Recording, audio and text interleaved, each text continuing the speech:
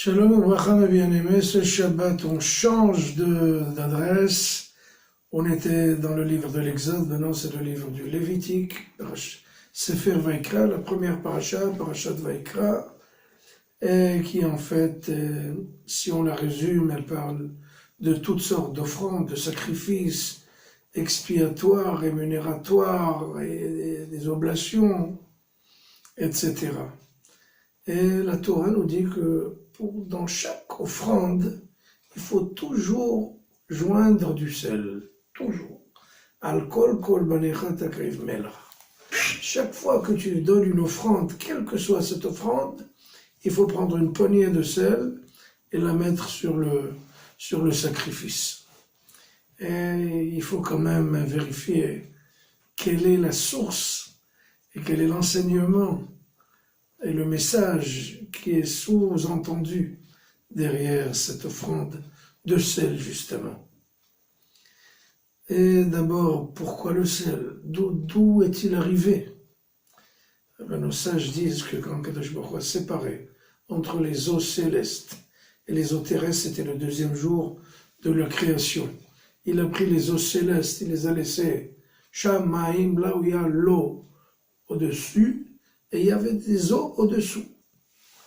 Et les eaux qui étaient en fait, qui sont devenues des eaux terrestres, ils ont commencé à dire, mais pourquoi vous nous avez éloignés de Kadosh Baruch Hu? Kadosh Baruch Hu, il est dans les cieux, et il nous a séparés. Maintenant, on est dans ce monde, donc on est très loin de Kadosh Baruch Hu.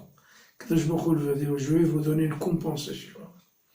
À partir d'aujourd'hui, dans tous les sacrifices, on va mettre de l'eau. Et il y a le sel qui intervient. Et moi, qu'est-ce qu'on va en faire? Moi aussi, j'étais dans les eaux, il y a du sel. Je dis, toi aussi, dans toutes les offrandes, on va mettre du sel. Ça, c'est l'histoire, si vous voulez, de la salaison de toutes les offrandes. Et il est important de savoir pourquoi ce sel-là, pourquoi on met dans le sacrifice le sel. Si c'est par exemple un sacrifice d'Holocauste, il va être consumé complètement, une combustion, il ne reste plus rien. Qu'est-ce qu'on a besoin de sel? Vous savez, le sel, c'est un préservateur.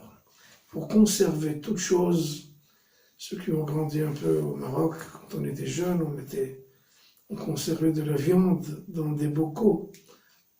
Quand il n'y a pas de viande, et ça arrivait très souvent, on sortait de cette viande conservée. Comment on conserve de la viande?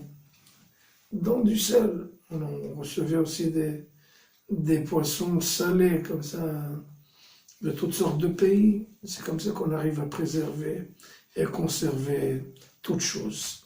En fait, à garder une chose dans sa stabilité.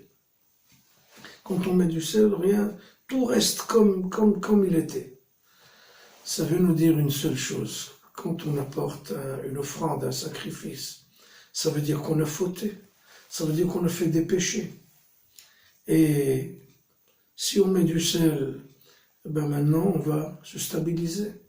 On ne va pas continuer à dégringoler. Ça va arrêter ce processus de dégringolade, de tombée, de descente. Donc le sel, en fait, il va nous conserver. Il va nous préserver de toutes sortes de chutes dans notre existence. Et ça, c'est une grande valeur. Ne pas nous laisser dégringoler dans l'escalier.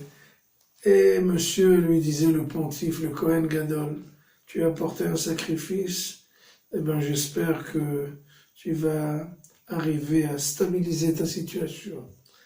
Si on prend quelque chose pour stabiliser les choses, il n'y a pas mieux que le sel pour arrêter un processus et le garder, le stabiliser. C'est comme ça qu'on doit stabiliser aussi notre situation spirituelle. Bezrat Hashem, Shabbat Shalom.